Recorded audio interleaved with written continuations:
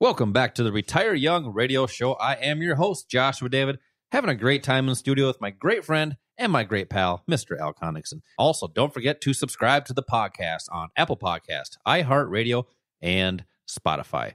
Al, as we get into this next segment, we're going to continue this discussion on common mistakes that the average person makes, but how to eliminate them and how to make better investing decisions. And now when we're talking about that, let's talk about retirement.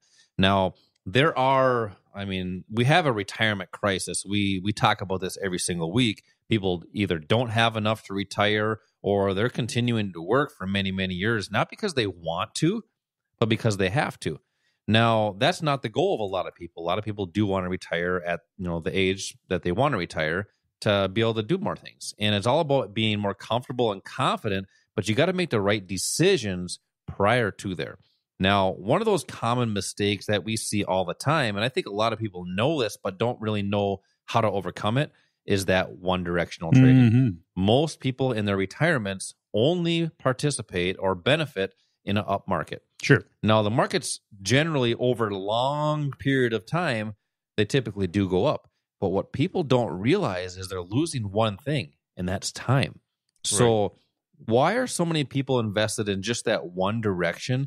But how can people participate in their retirement accounts as markets go sideways or even as they go down?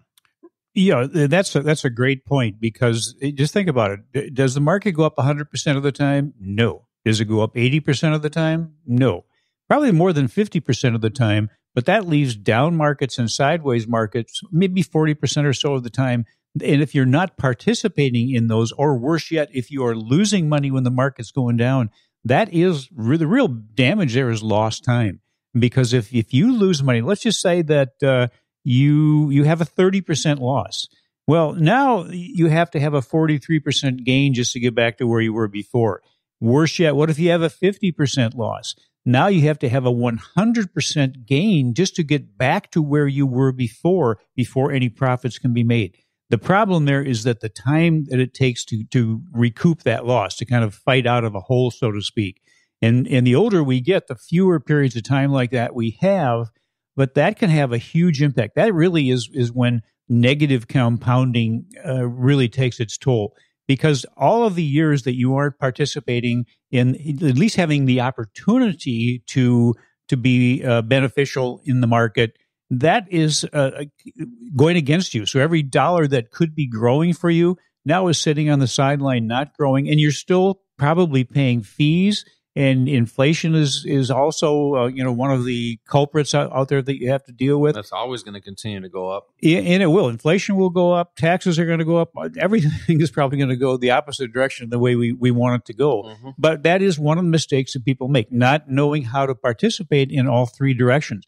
One of the reasons is that Wall Street puts you in a portfolio that only will make money in one direction, only will profit in one direction, and that's if it goes up in value. But again, that doesn't always happen. When we look at companies like Enron, for example, people that do this buy and hold strategy are counting on being able to stay in the market for enough decades, maybe 20 or 30 years, so you go through those time periods where over that time period the market will go up. But you're missing out on a lot of opportunities. I think the other reason that people don't do that, don't understand how to participate in different market directions, is that they're using the wrong assets. They haven't been educated. When we talked before about futures and forex and options, they can be used in up markets, down markets, and sideways markets. You are correct. Think about this. If you have an opportunity in just one direction, that's just, we talked about this last week. That's the same thing as a pitcher having a fastball, and that is it. One opportunity. Well, a pitcher is going to have a fastball. They're going to have a curveball, a slider, a knuckleball, a changeup. Then you have more opportunity to strike that batter out. Well, it's all about having more opportunity to reach that place that you want to be at retirement. Now, think about this as well. For those of you that are listening, what do you think is the average rate of return? I think everybody that's listening right now probably has that same answer. I'm going to let you guys, put that to your own imagination. Now, also do another thing.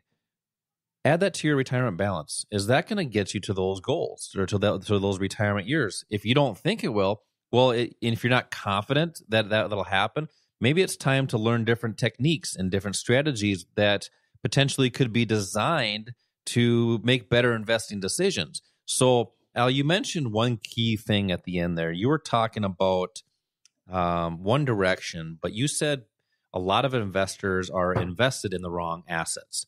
And that comes along with a lot of fees as well. So let's talk about those wrong assets, that common mistake. But what are some of the opportunities the average person has to be in the right assets? Right, the same opportunities that the big players, that the smart money has.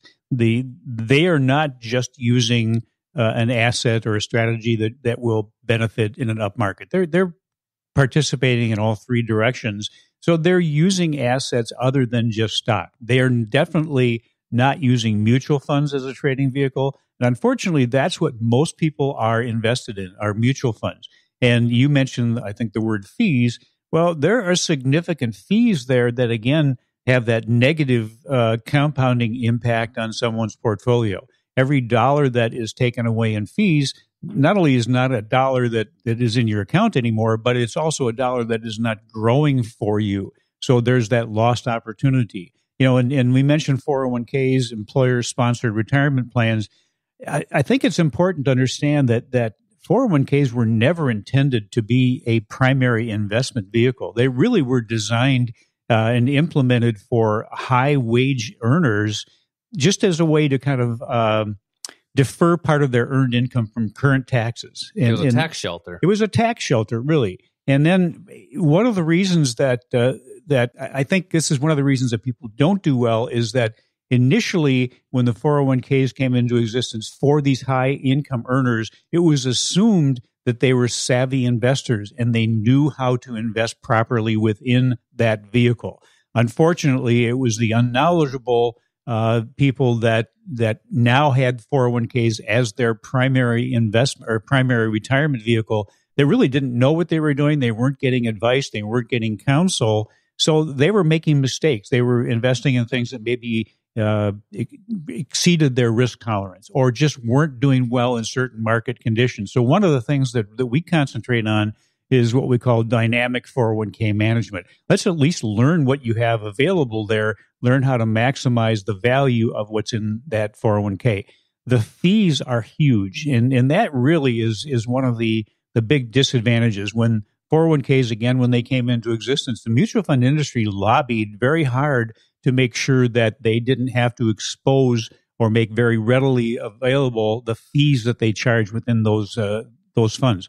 So you're paying a fee, a management fee. There's probably 15, 17 different fees that can be included in a mutual fund and a 401k, plus you've got the plan sponsor fee. So that can take a huge hit. That is one of the mistakes, and I think one of the reasons we have a retirement crisis.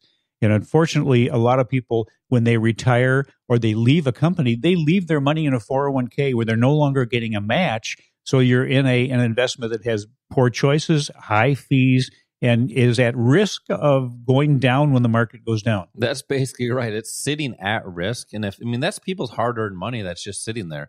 Now, the key word I think I really liked what you said is having that dynamic 401k strategy. And if you don't think you have a dynamic 401k strategy, if you're not confident about what's going on in your 401k, now, coming up in this next segment, we still have a lot more to discuss. I want to continue this topic of retirement.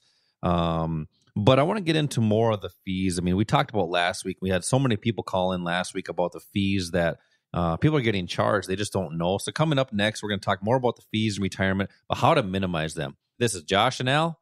We will be right back.